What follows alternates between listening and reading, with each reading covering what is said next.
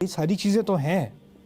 یہ تو ہیں، لیکن اس کے سب کے علاوہ ایک چیز جو اللہ تعالیٰ کی طرف سے آئے گی نا، جو ان سب پر بھاری ہو جائے گی، کہ تمہیں پتہ چلے گا کہ تمہارا رب تم سے راضی ہے۔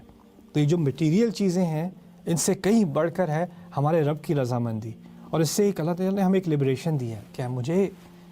میں زندگی گزار دیتا ہوں کسی کو خوش کرنے میں، رضا کرنے میں۔ عربوں کے ہاں کہاوت ہے رضا الناس غایۃ لا تدرک، وہ کہتے ہیں لوگوں کو خوش کرنا ایسی کھائی ہے جس کی تہہ پر آپ کبھی پہنچ نہیں سکتے۔ تو ہو سکتا ہے بیوی ساری زندگی گزار دے شوہر کو خوش کرنے میں، وہ خوش ہو نہیں سکتا، اس کو نہیں ہونا خوش، اس نے کرنا ہی، اسے تنقید ہی کرنی ہے۔ وہ آپ اس کے لیے سب سے بہترین کھانا بنا دیں، لوگ فلائٹ لے کے ہیں آپ کا کھانا کھانے، شوہر کہے گا اس میں نمک کم ہے، اس میں نمک زیادہ ہے، اس میں یہ نہیں ہے، اس میں وہ نہیں ہے، وہ کیوں نہیں بنا دیا، یہ کیوں نہیں بنا دیا، اس کو نہیں ہوگا، سیٹسفائی نہیں ہوگا۔ کبھی کوئی بیوی ہوگی، آپ جو بھی کر لو اس نے خوش نہیں ہو کے دینا، اس نے سیٹسفائی نہیں ہونا۔ کچھ ہوتے ہیں لوگ جو نہیں، آپ کو وہ دینا نہیں چاہتے، ان کو پتہ ہے یہی چیز ایک آپ کو چاہیے، وہی میں نے نہیں دینی۔ لیکن ہمارا رب اس طرح ہمارے ساتھ نہیں کرتا، اس طرح کی کنجوسی انسان کرتے ہیں، ہمارا رب نہیں کرتا۔ آپ نے غلطیوں سمیت جو کچھ بھی کرنے کی کوشش کی، یہاں پہ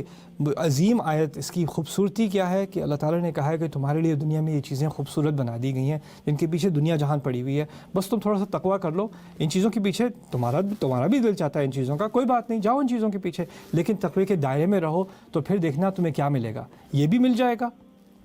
تقوی کے دائرے میں، اور اس کے علاوہ آخر میں جنت بھی دوں گا، ازواج المطہرات بھی دوں گا، اور اس کے اوپر سب سے اوپر میں تم سے رضامند ہوں۔ یعنی اللہ کو راضی کرنا کوئی مشکل کام نہیں ہے، اس نے کوئی اتنا اونچا ہائی سٹینڈرڈ نہیں بنایا کہ وہ نہیں کروں گا تو اللہ راضی نہیں ہوگا۔ اللہ تعالیٰ کو خوش کرنا، راضی کرنا بہت آسان ہے۔ وَرِضْوَانٌ مِّنَ اللَّهِ وَاللَّهُ بَصِيرٌ بِالْعِبَادِ، اور اللہ اپنے بندوں پر نظر رکھے ہوئے ہے، اللہ اپنے بندوں کو خوب دیکھ رہا ہے۔ اور کون سے ہیں وہ بندے؟ یعنی ان بندوں کی بات ہو رہی ہے جن سے اللہ تعالیٰ راضی ہیں۔ وہ کون ہیں؟ الَّذِينَ يَقُولُونَ رَبَّنَا إِنَّنَا آمَنَّا، اس دعا پر آگئے۔ یہ کچھ آیات تھیں اس دعا سے پہلے اور ایک آیت ہوگی اس دعا کے بعد، اس کو دیکھیں گے تو پوری دعا کا کانٹیکسٹ مکمل سمجھ میں آئے گا۔ وہ لوگ جو کہتے ہیں کہ ہمارے رب ہم ایمان لے آئے، یعنی ہم ایمان لے آئے کہ آپ نے جو کہا ہے نا کہ جس دائرے میں رہو اسی میں ہم رہیں گے، ہم ایمان لے آئے کہ جو آپ کے نبی نے نصیحت کی ہے وہ صحیح کی ہے، وہی ہماری خیر ہے، اسی میں ہماری خیر ہے۔ ہم مان گئے کہ اس دنیا میں جو کچھ بھی ہے وہ عارضی ہے، ٹیمپریری ہے، اس کو ہم انجوائے کریں گے، لیکن اس میں ایسے نہیں پڑ جائیں گے کہ آخرت کے بارے میں بھول جائیں گے۔ ہم ایمان لے آئے، لیکن اس ایمان لانے کے باوجود ہم سے بھی غلطیاں ہوتی ہیں، ہم آگے ہو جاتے ہیں، پیچھے ہو جاتے ہیں، کبھی کچھ ایسی چیزیں کرتے ہیں جس میں ہمیں ندامت ہوتی ہے، خود پر عار آتی ہے کہ کیسے یہ حرکت کر دی میں نے، کیسے میں اس طرح گر گیا، کیسے میں اس طرح گر گئی۔ تو فاغفر لنا ذنوبنا، تو اس لیے ہم ایمان لے آئے ہیں، اسی لیے ہماری غلطیوں کو معاف کر دیجئے۔ یعنی ایمان لے آنے سے یہ نہیں ہوتا کہ غلطیاں نہیں ہوں گی، غلطیاں ہوں گی، اور غلطیوں کا اعتراف بھی کرنا پڑے گا، اور غلطیاں اتنی زیادہ ہیں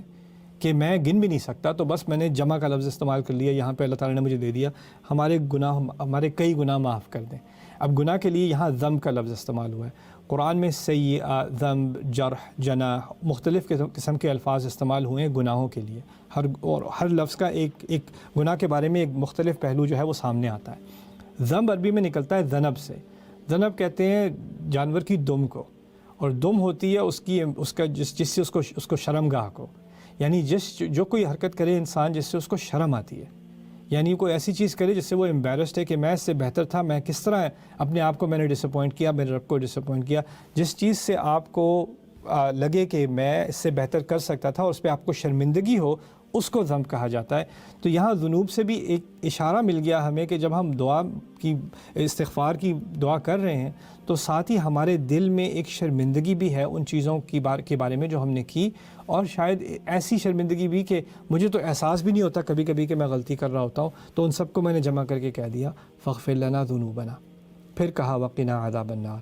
اور اس کے مزید نہ صرف ہمیں کہ معاف کر دیجئے، ہمیں آگ کے عذاب سے بچا لیجئے۔ اچھا، تو یہ اللہ تعالیٰ کو بہت پسند ہے، یہ لوگ، ان سے یہ اللہ تعالیٰ خوش ہے، یہ اللہ تعالیٰ سے مانگ رہے ہیں کہ مجھے آگ کے عذاب سے بچا لیجئے، یعنی وہ تقوی کے دائرے میں رہتے ہیں لیکن اپنے آپ کو جنت کا گارنٹیڈ نہیں سمجھتے،